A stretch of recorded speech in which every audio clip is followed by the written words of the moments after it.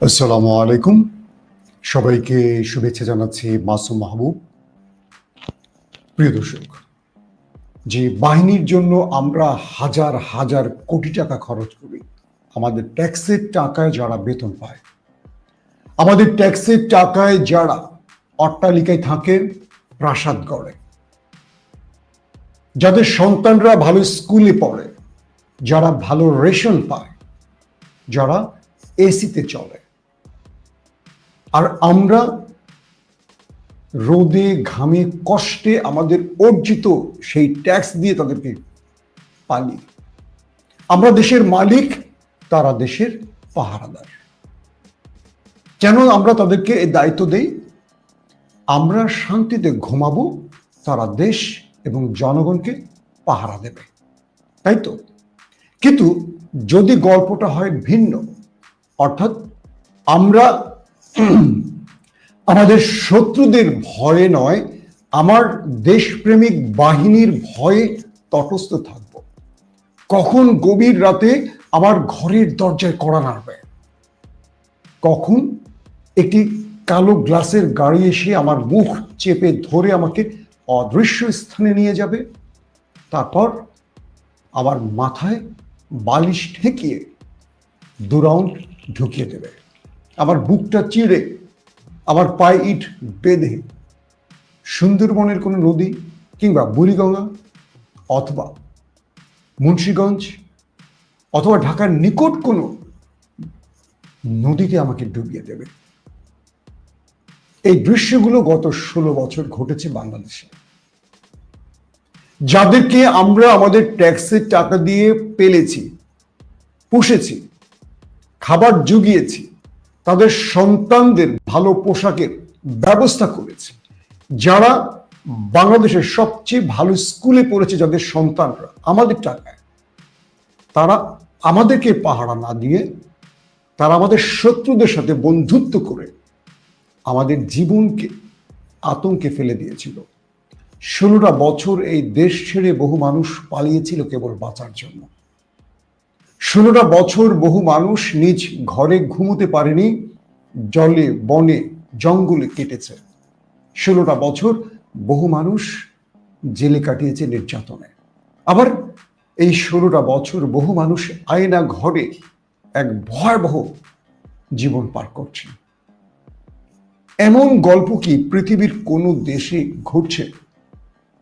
আপনাদের জানা আছে?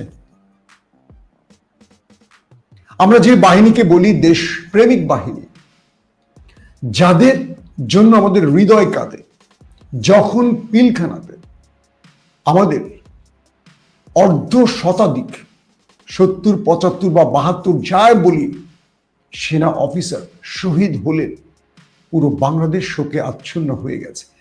বাংলাদেশের এমন একটি মানুষ নেই যারা কাঁদেনি। আমরা সেনা পরিবারের কাছে গেছি, তাদের কষ্টের কথাগুলো গণমাধ্যমে তুলে ধরেছি, আমরা কেঁদেছি, পুরো বাংলাদেশ কেঁদেছে আমাদের সাথে। আমাদের দেশপ্রেমিক অফিসারদের শহীদ হওয়ার পর সেই বাহিনীর সেই পোশাক পরা একটা কসাই বাহিনী তৈরি করেছিল বাংলাদেশের স্বৈরাচার ফ্যাসিস্ট দানব শেখ হাসিনা। কেবল ক্ষমতা তার চাই, এই ক্ষমতাকে কুক্ষিগত করার জন্য, এই ক্ষমতাকে তার হাতে পাকাপোক্তভাবে ধরে রাখার জন্য তিনি একের পর এক মানুষকে হত্যা করেছে। আর তাকে সহযোগিতা করেছে আমাদের তথাকথিত দেশপ্রেমিক বাহিনীর কিছু সদস্য। এই কথাগুলো পুরো বাহিনীকে উদ্দেশ্য করে বলছি না, কিছু আমাদের যে দেশপ্রেমিক অফিসাররা পিলখানায় শহীদ হয়েছেন, তারও অপরাধ এদের ঘায়ে চাপে। কারণ পিলখানা ছিল একটি পরিকল্পিত হত্যাকাণ্ড। যারা এই দেশকে ভালোবাসেন তাদেরকে পরিকল্পিত বিদেশি শত্রুদের সাথে মিলেমিশে হত্যা করেছে এই দেশীয় ষড়যন্ত্রকারীরা।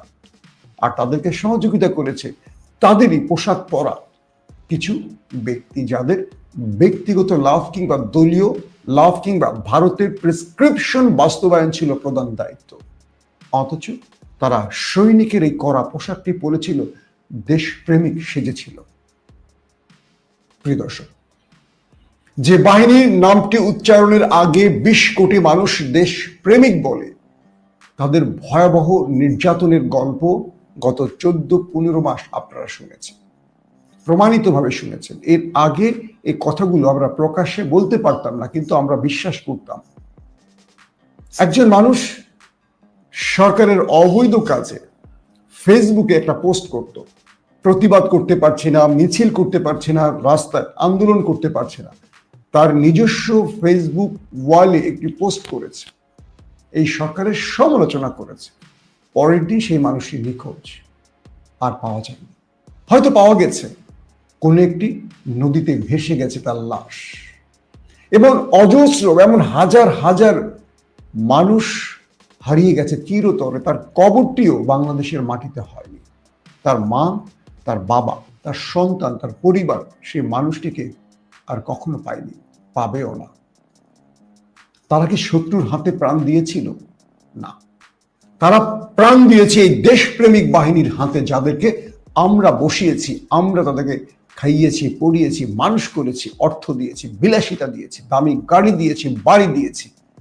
তারা অবৈধ অর্থের জন্য ফ্যাসিস্ট হাসিনাকে সমর্থন দিয়ে এইভাবে নিরপরাধ মানুষকে হত্যা করেছে নির্মমভাবে। সেই বাহিনীর নাম বাংলাদেশ সেনাবাহিনী। এর চেয়ে বড় লজ্জার কি হতে পারে? আমার এই বক্তব্য পুরো বাহিনীর জন্য নয়, আমার দেশের এই বাহিনীর অধিকাংশ অফিসার সদস্য এখনো দেশপ্রেমিক। দেশের জন্য তারা লড়াই চালিয়ে যাচ্ছেন বলেই এই দেশটি এখনো টিকে আছে।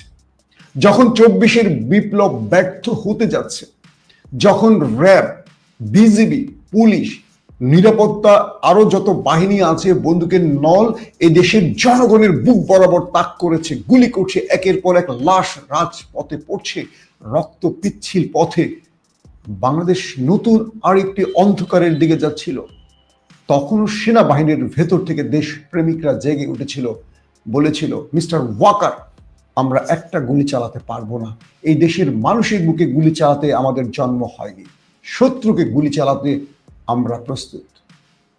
সেই বাহিনীর চাপে শেষ পর্যন্ত সেনাবাহিনী বন্দুকের নল ঘুরিয়ে নিয়েছিল। 24 সার্থক হয়েছে, বিজয় পেয়েছি আমরা।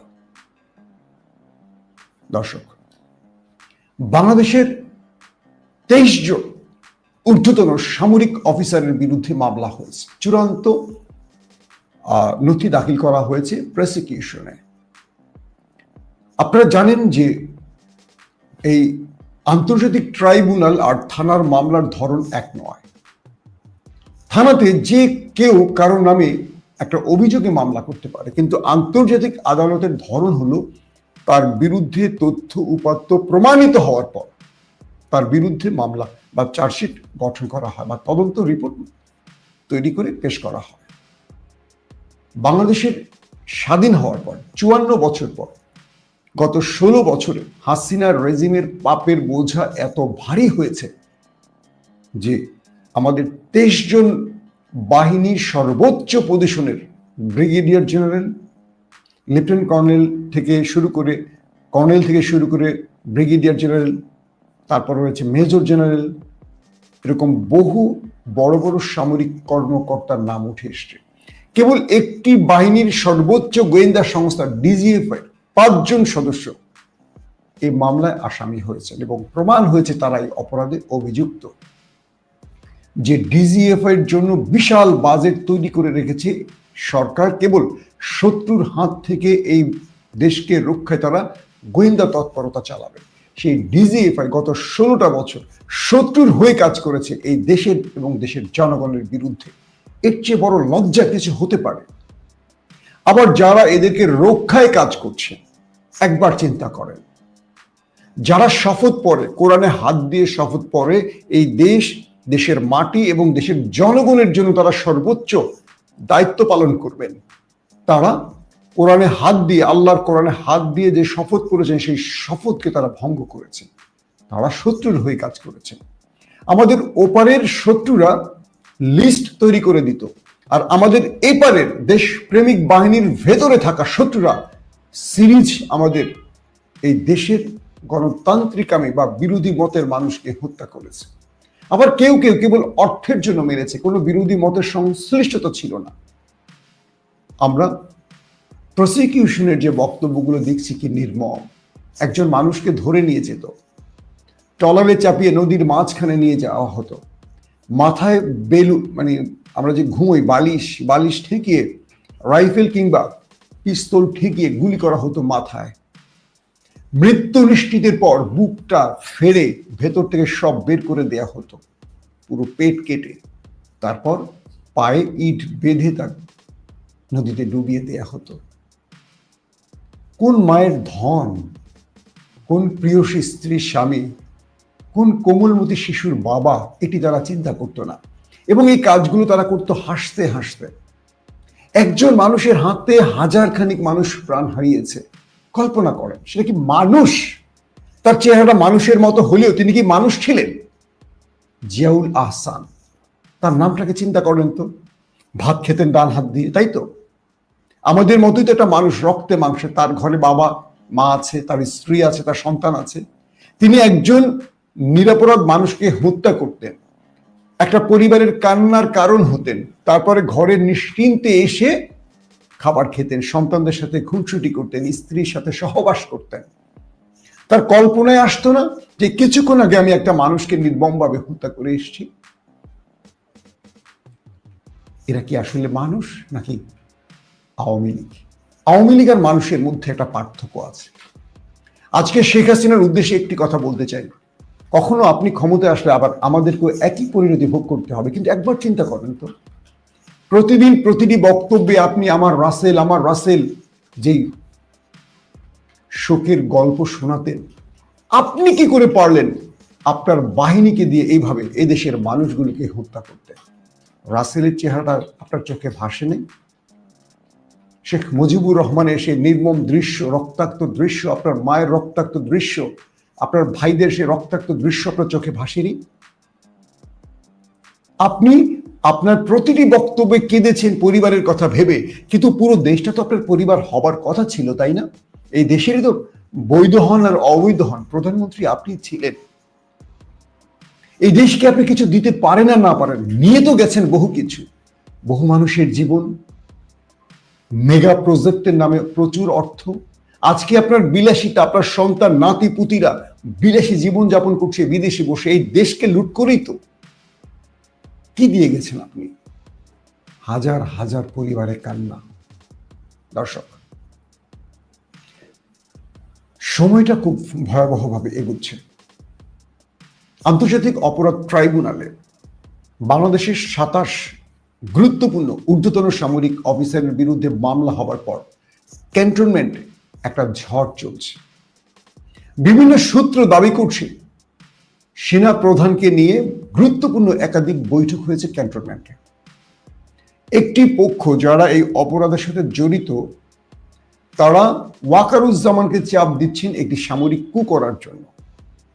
তারা বলছেন প্রেসিডেন্ট শাহাবুদ্দিন চুপ্পু যেহেতু আমাদের লোক, তাকে দিয়ে চাপ দিয়ে সামরিক দেশের সামরিক বা জরুরি অবস্থা জারি করুন, ইউনূসের হাত থেকে ক্ষমতা কেড়ে নিন, আমরা আপনার সঙ্গে আছি। কে বলছে? সেনাবাহিনীর সেই পূর্বের ফ্যাসিস্ট রেজিমের দোসরা যারা এখনো বহাল তবিয়তে আছেন, গুরুত্বপূর্ণ পদে আছেন, তারা ওয়াকারুজ্জামানকে চাপ দিচ্ছেন। ওয়াকারুজ্জামান আসলে ভেবে পাচ্ছেন না তিনি কি করবেন। একদিকে তিনি দেশপ্রেমিক, সত্য কথা, অন্যদিকে তিনি আওয়ামী প্রেমিক। একদিকে তিনি ধার্মিক, অন্যদিকে তিনি তার অনুসারীদের রক্ষায় ব্যস্ত বা চিন্তা করছেন বাঁচাতে। কোনটা করবেন? সেনা প্রধানদের যতটুকু সাহস নিয়ে চেয়ারে বসতে হয়, কেন যেন মনে হয় ওয়াকারুজ্জামান সেই সাহসটা তার বুকে লালন করছেন না। তার পক্ষের লোকদের চাপ, পাশাপাশি দেশকে নিয়ে তাকে আবার চিন্তা করতে হচ্ছে। আমি ওয়াকারুজ্জামানকে পুরোপুরি দোষী করব না, কিন্তু আমার বিশ্লেষণটা বুঝতে যদি আপনাদের কষ্ট হয়, একদম খোলামেলা বলি, ওয়াকারুজ্জামান দেশপ্রেমিক, কিন্তু আওয়ামীও প্রেমিক। দেশপ্রেমিক আওয়ামী প্রেমিক একসাথে চলতে পারে না। 2, ওয়াকারুজ্জামানের উপর ব্যাপক চাপ আসছে। আবার এই বাহিনীর মধ্যে যারা দেশপ্রেমিক তাদেরও চাপ আছে ওয়াকারুজ্জামানের উপর, খবরদার স্যার, কোনো জরুরি অবস্থা হবে না। এবং কোনো খুনিকে আপনি রক্ষা করবেন না।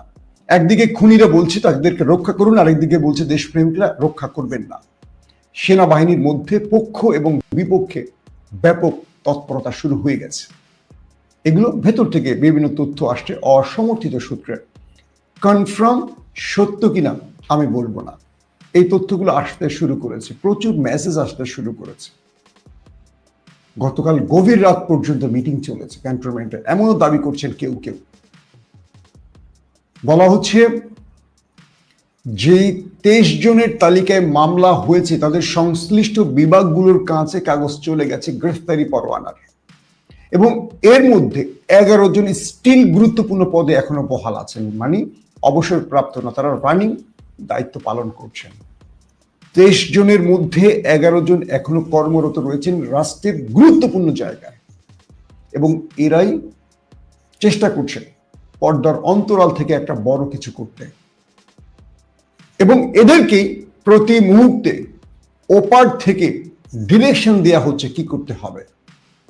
বাংলাদেশের ভেতরে একটা বিপর্যয় ঘটাতে চাইছে ওপার থেকে এজেন্সিগুলো, আর সেই এজেন্সির বার্তাগুলো বহন করছে সেই ফ্যাসিস্ট রেজিমের অফিসাররা, আবার সেগুলোকে মোকাবেলা করছে দেশপ্রেমিক বাহিনী।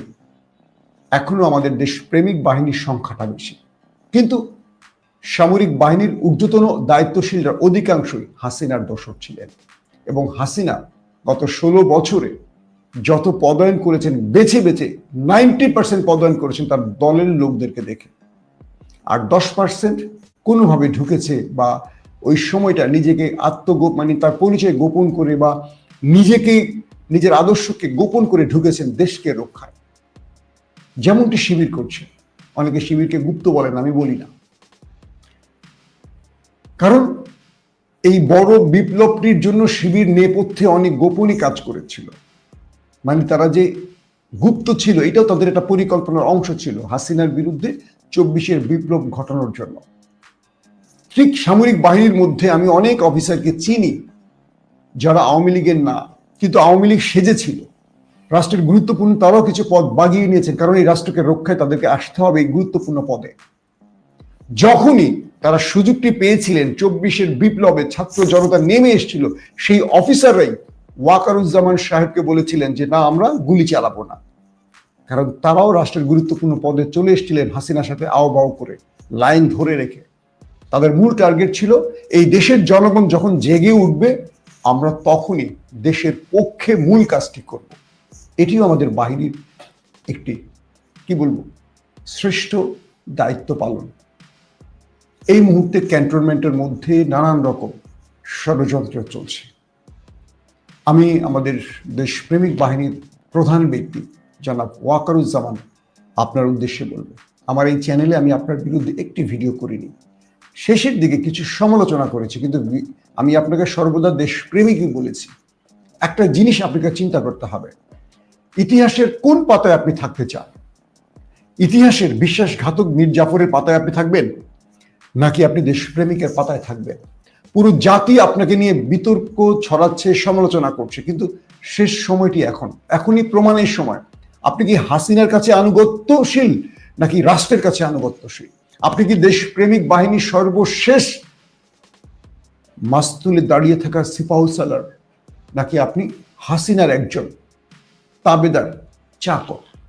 কোনটি আপনি প্রমাণ করবেন? এই দেশে যত সমালোচনা হয়েছে আপনাকে নিয়ে প্রত্যেকটার জবাব দেওয়ার সময় চলে এসছে জনাব ওয়াকারুজ্জামান। আমরা আপনাকে ভালোবাসি, আমরা চাই এই দেশ 16 বছরে যে অন্ধকার সময় পার করেছে আর যেন সেই সময় ফিরে না আসে। আমরা চাই যেসব সামরিক বাহিনীর সদস্যরা এই দেশের দেশপ্রেমিক বাহিনীকে কলঙ্কিত করেছে তাদের প্রত্যেকের শাস্তি পাক।